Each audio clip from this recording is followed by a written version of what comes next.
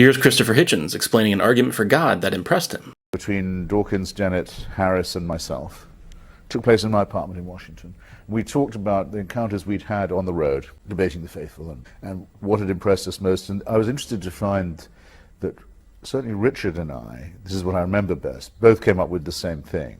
And it's an argument that's been put in several different ways by several different people, but essentially it says, why are conditions so optimal for life in this terrestrial orb? Fine-tuning. Fine-tuning. And I was surprised to find that Richard was impressed by that too. I mean, we know what the arguments against it are, and I can tell them to you if you like.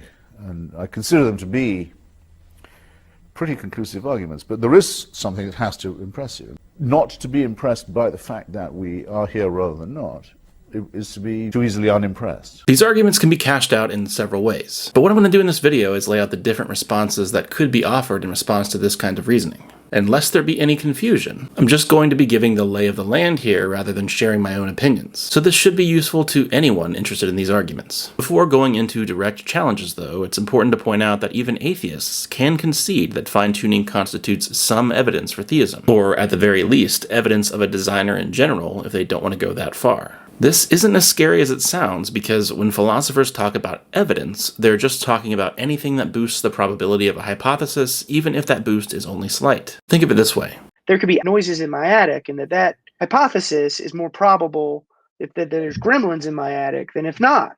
Well, we all know, none of us takes the hypothesis that there's gremlins seriously.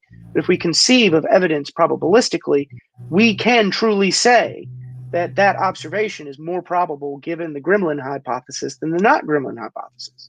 That can just be a true statement. So if you're thinking of evidence in this way, it's possible to say that fine-tuning constitutes some evidence for theism or design, but also that these are bad explanations, all things considered, in a similar way that gremlins in my attic would be a bad explanation. If you're more sympathetic to these arguments, you could even say that it counts as good evidence of one or both of these things, but is overwhelmed by other considerations. Another thought you might have in this vein is that even if fine-tuning does hold some initial weight, the evidence is understated. In other words, once we actually get down to the details, the evidence design arguments provide is less impressive. Would we really expect to see the kind of suffering we do around us if there was a good designer? Would a designer aiming for life really make a universe with incalculable portions of it that are hostile to life? Or use inefficient, clunky processes to bring the life about rather than just creating it directly? Or if we're the crowning jewel of the cosmos, have our existence be a radar blip in an ocean of time. Quentin Smith adds, quote, "If God created the universe with the aim of making it animate,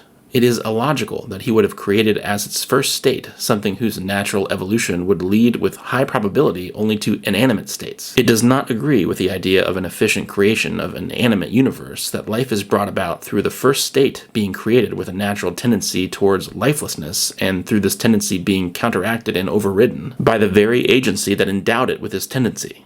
End quote. But think of our situation, the fine-tuning advocate might reply.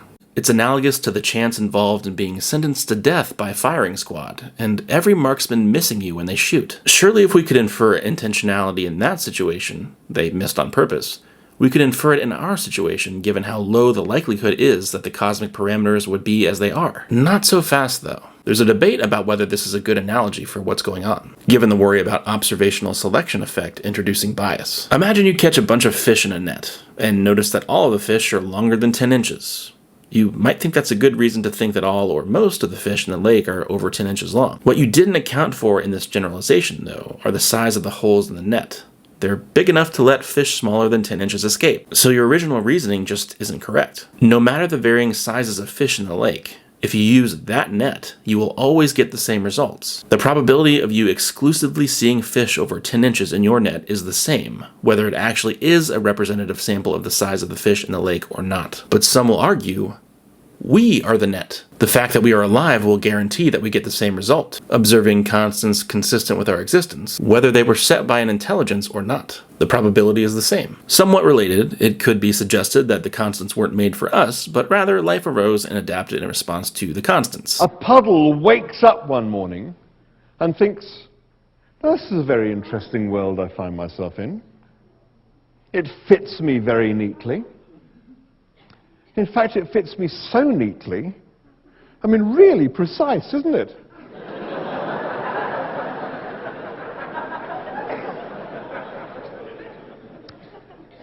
It must have been made to have me in it. Another thing you might question is whether we can really calculate probabilities in an accurate way in this kind of domain. Think of it like this.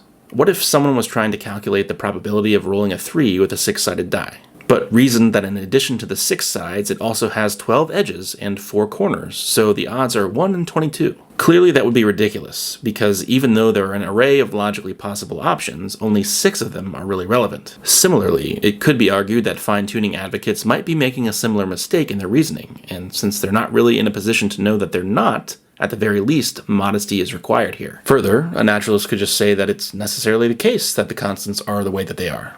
Or even if they concede that it could have been otherwise, that it's just a brute fact that they are this way. Is this problematic for the naturalist to say? Well, on the face of it, it seems like the theist has the exact same options. They could say that the laws are necessary because God would necessarily create them this way. Or that they could have been otherwise and just weren't. Graham Oppy summarizes, given that theists and naturalists have exactly the same options when it comes to explaining why the cosmic parameters that characterize our universe take the values that they do, each can hold that it is necessary that those cosmic parameters take the values that they do, and each can hold that it is brutally contingent that those cosmic parameters take the values that they do, it seems that we should conclude that considerations about the values of those cosmic parameters do not favor one of those views above the other. End quote. Yeah, but isn't theism or design a better explanation than like an atheist view? Even if they have the same big picture moves available to them? Not necessarily. Consider some generic designer.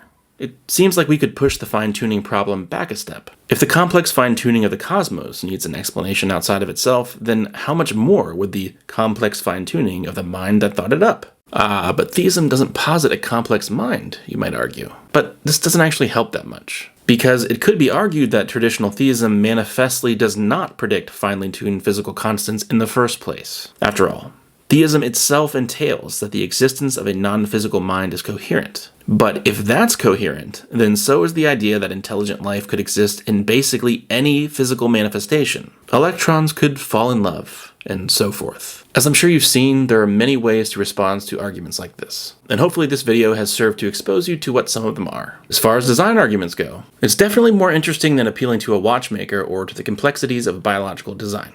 Tap on this video next to me and I'll cover those next.